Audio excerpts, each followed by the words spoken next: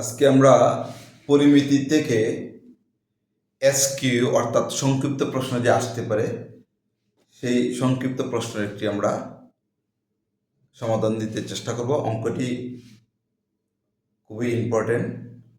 এটা বিভিন্ন স্কুল পরীক্ষায় বিগত যে স্কুল পরীক্ষা গেছে এই পরীক্ষায় আসছে। আমরা বোর্ডে প্রশ্ন লিখে রাখছি, চলো আমরা প্রশ্নটা করে তারপর সমাধানে যাব।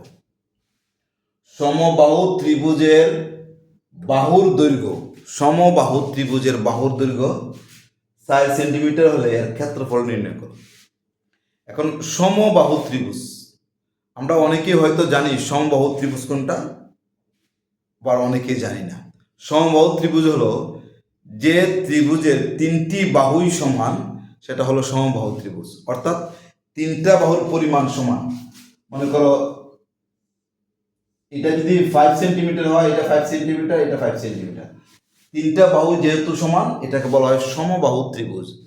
সমবাহু ত্রিভুজের বাহুর পরিমাণকে এ দ্বারা প্রকাশ করা হয়, ছোট হাতের এ দ্বারা প্রকাশ করা হয়। সমবাহু ত্রিভুজের ক্ষেত্রফল হলো, আমরা জানি সমবাহু ত্রিভুজের ক্ষেত্রফল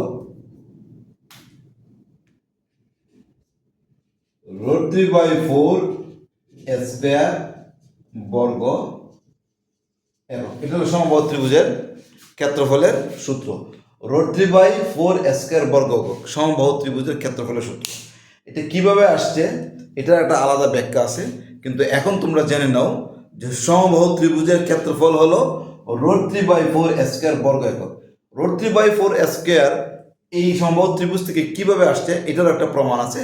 এটা হয়তো সুযোগ বুঝে আমরা কোনো একদিন হয়তো এটার ব্যাখ্যাটা, এই সূত্রটা কিভাবে আসছে এটা দিতে চেষ্টা করব। তাহলে এখন আমরা জানো সমবাহু ত্রিভুজের ক্ষেত্রফল হলো √3/4 স্কয়ার, আর সমবাহু ত্রিভুজের প্রত্যেকটা বাহুকে সাধারণত এ দ্বারা প্রকাশ করা হয়। তাহলে কাকে বলে? যে ত্রিভুজের প্রত্যেকটি বাহু সমান সেটা হলো সমবাহু ত্রিভুজ। তাহলে আমরা প্রথমে লিখি, দেওয়া আছে না, দেখি মনে করি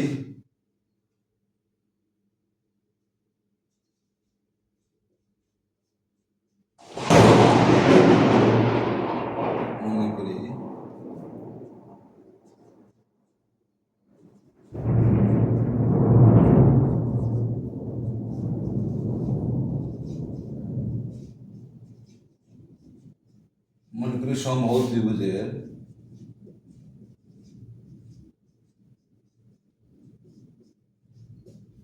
সমবাহু ত্রিভুজের প্রত্যেকটি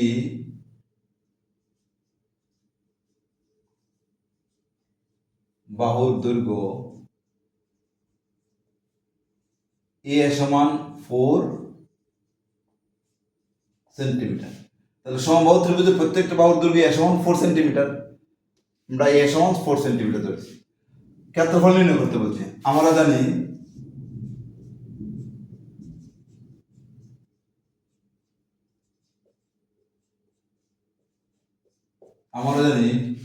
সমবাহু ত্রিভুজের ক্ষেত্রফল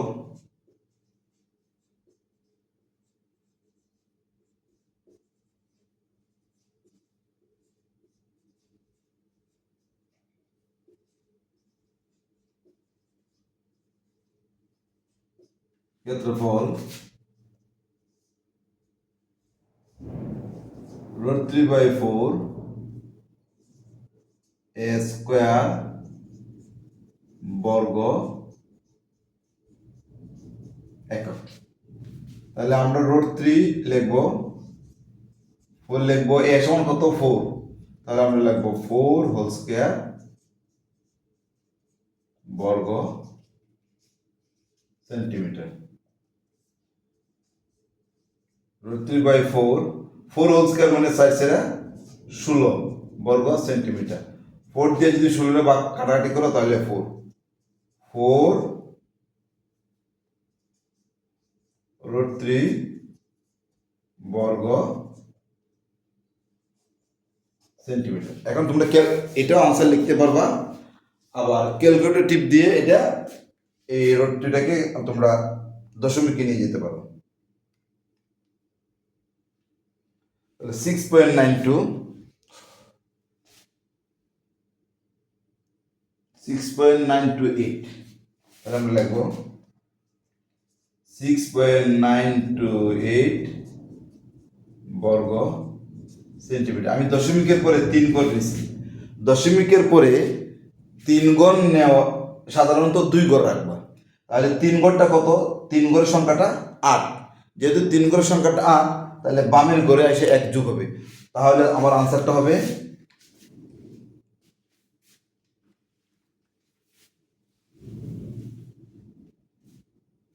আনসারটা এদিকে লিখি। আমার আনসারটা হবে 6.93 বর্গ সেন্টিমিটার প্রায়। 6.93 বর্গ সেন্টিমিটার প্রায়।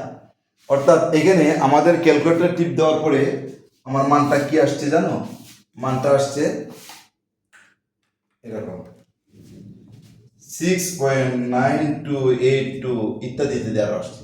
তাহলে আমি 2 করে এটা যদি বাদ দেই, তাহলে এই দাগের সাথে যে সংখ্যাটা আছে 3 নং 2 ঘর রাখার পরে 3 নম্বর যে সংখ্যাটা আছে, এই সংখ্যাটা যদি 4-এর চেয়ে বড় হয়, 5, 6, 7, 8, 9 যে কোনো একটি সংখ্যা হয়, তাহলে এই বামের দাগের বামের পরে যে সংখ্যাটা 2 এর সাথে 1 যোগ হবে, অর্থাৎ 6.93 হবে। এটাই হবে আমাদের আনসার। তাহলে এই টাইপের যে কোনো অঙ্ক আসলে তোমরা বাহুর পরিমাণকে এ ধরবা। মনে করো সাইজের জায়গায় 5, 6, 7 যে কোনো একটা আসতে পারে। বাহুর পরিমাণে এ ধরে সমবাহু ত্রিভুজের ক্ষেত্রফল √3/4 বর্গ একক, এ জায়গায় মান বসাইবা, কাটাকাটি করে ফেলবা। তাহলে ক্যালকুলেটরে তোমরা টিপ দিয়ে মানটা বাড়ি হলেই সমবাহু ত্রিভুজের ক্ষেত্রফল বের হয়ে গেল। তাহলে আজকের মতো এখানেই। অন্য কোনো দিন অন্য কোনো অঙ্ক নিয়ে আবার আসবো। আশা করি সাথে থাকবে।